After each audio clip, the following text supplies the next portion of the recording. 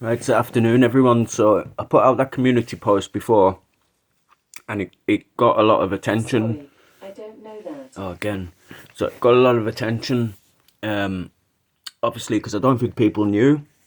I didn't know till a couple of weeks ago that this was the heir to Greg's. There is more than just him. There's his brothers as well. But I'm going to read this article out now. The heir to Greg's bakery chain has been jailed for 13 and a half years for a string of sex offences against boys, but it was cut by 5 years.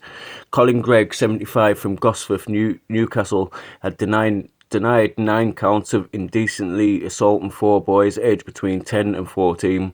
He was found guilty by a jury at Leeds Crown Court on the 3rd of March after a trial lasting about almost a month.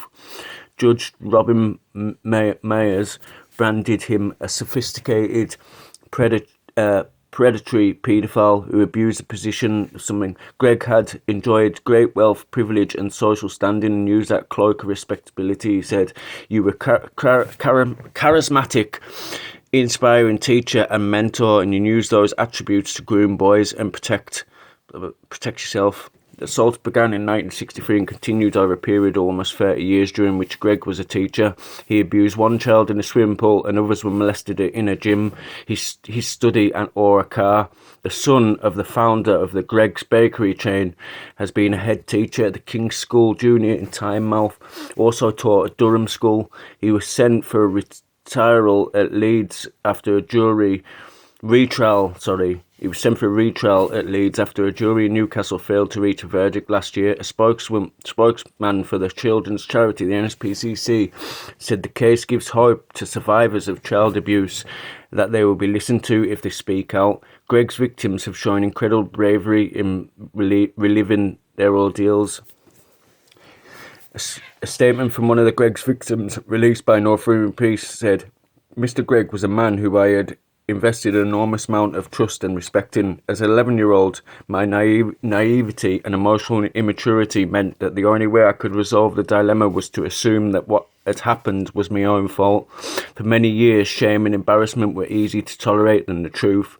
Mr. Gregg's abuse of power and trust left me extremely cynical and mistrustful view. I have never been motivated by vengeance rather than my desire to set reality straight and, where possible, to uphold reality for others who had similar experiences. Looking back at the whole episode of my life, it is something that I do not wish to dwell on, and I sincerely hope now I can put it all behind me and never hear the name Colin Gregg ever again." But unfortunately you will, because it's in every town in the UK and it's in big letters. This is another one. Colin Gregg's son had his reduced. Abusing young boys was alarmingly and was sentenced to 13 and a half years, and then it was cut by 5 years. The senior judges, the Court of Appeal, rejected Colin Gregg's bid to have all his convictions overturned, but agreed his sentence was too long and reduced it to 8.5 years. The 76-year-old of Homesteadings, Gosforth, Newcastle. And look, the victims have obviously got to see that Gregg's.